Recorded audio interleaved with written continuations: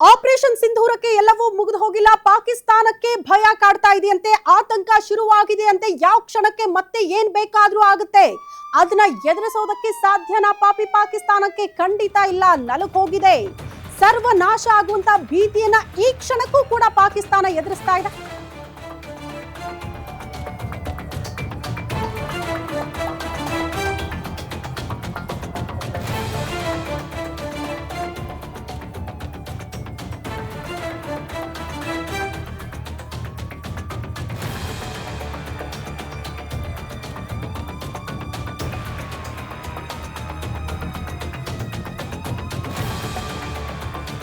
ಬರೀ ಭಾರತ ಮಾತ್ರ ಅಲ್ಲ, ಎಕ್ಸಾಕ್ಟ್ಲಿ ಈ ಮಾಹಿತಿ ಬಹಳ ಇಂಪಾರ್ಟೆಂಟ್ ಆಗುತ್ತೆ. ಬಲೂಚಿಸ್ತಾನದಿಂದಲೂ ಕೂಡ ಅಟ್ಯಾಕ್ ಆಗಿದೆ ಅನ್ನೋದ್ರ ಡೀಟೇಲ್ ಸಿಗ್ತಾ ಇದೆ. ಅಲ್ಲಿಗೆ ಪಾಕಿಸ್ತಾನದ ಕಥೆ ಏನಾಗಬಹುದು ಅನ್ನುವಂತಹ ಆತಂಕ ಜನರನ್ನ ಕಾಡ್ತಾ ಇದೆ. ಪಾಕಿಸ್ತಾನದಲ್ಲಿ ವಾಸ ಮಾಡ್ತಾ ಇರುವಂತಹ ನಾಗರಿಕರ ಪರಿಸ್ಥಿತಿ ಇದು. ನಿರಂತರ ದಾಳಿಗೆ ಪಾಕಿಸ್ತಾನ ನಲುಗ್ ಹೋಗಿದೆ. ಭಾರತದಿಂದ ಏರ್ ಸ್ಟ್ರೈಕ್ ಆಗಿದೆ. ಈ ಕಡೆ ಮತ್ತೊಂದು ಅಟ್ಯಾಕ್ ಆಗಿದೆ ಪಾಕಿಸ್ತಾನದ ಮೇಲೆ, ಅದು ಬಲೂಚಿಸ್ತಾನದಿಂದ ಪಾಕ್ ಮೇಲೆ ಅಟ್ಯಾಕ್ ಆಗಿದೆ ಅನ್ನೋದ್ರ ಡೀಟೇಲ್ ಸಿಗ್ತಾ ಇದೆ. ಪಾಕ್ ಸೇನೆ ಮೇಲೆ ಅಟ್ಯಾಕ್ ಮಾಡಿದೆಯಂತೆ ಬಲೂಚ್ ಲಿಬರೇಷನ್ ಆರ್ಮಿ. ಐಇಡಿ ಸ್ಫೋಟಕ ಬಳಸಿ 12 ಪಾಕ್ ಸೈನಿಕರನ್ನ ಹತ್ಯೆ ಮಾಡಿದೆ ಅನ್ನೋದ್ರ ಡೀಟೇಲ್ ಸತ್ಯ ಸಿಗ್ತಾ ಇದೆ. ಬಲೂಚಿಸ್ತಾನದ ಕಚ್ಚಿ ಜಿಲ್ಲೆಯ ಮಾಚ್ ಪ್ರದೇಶದಲ್ಲಿ ಈ ಸ್ಫೋಟ ಸಂಭವಿಸಿದೆ ಅನ್ನೋದ್ರ ಡೀಟೇಲ್ ಎಕ್ಸಾಕ್ಟ್ಲಿ ದೃಶ್ಯ ನೋಡ್ತಾ ಇದ್ದೀರಿ.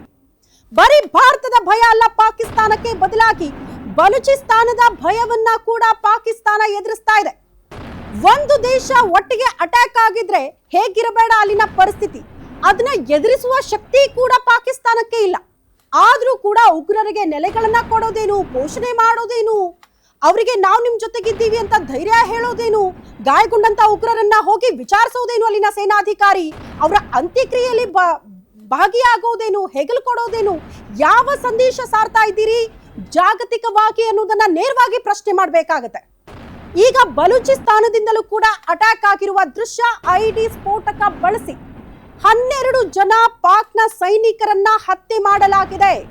ಯಾವ ರೀತಿ ಸ್ಫೋಟ ಸಂಭವಿಸಿದೆ ಅನ್ನೋದನ್ನ ದೃಶ್ಯಗಳಲ್ಲಿ ಗಮನಿಸ್ತಾ ಇದ್ರಿ. ಆದ್ರೆ ಭಾರತದ ನಿಲುವು ಇದಲ್ಲ.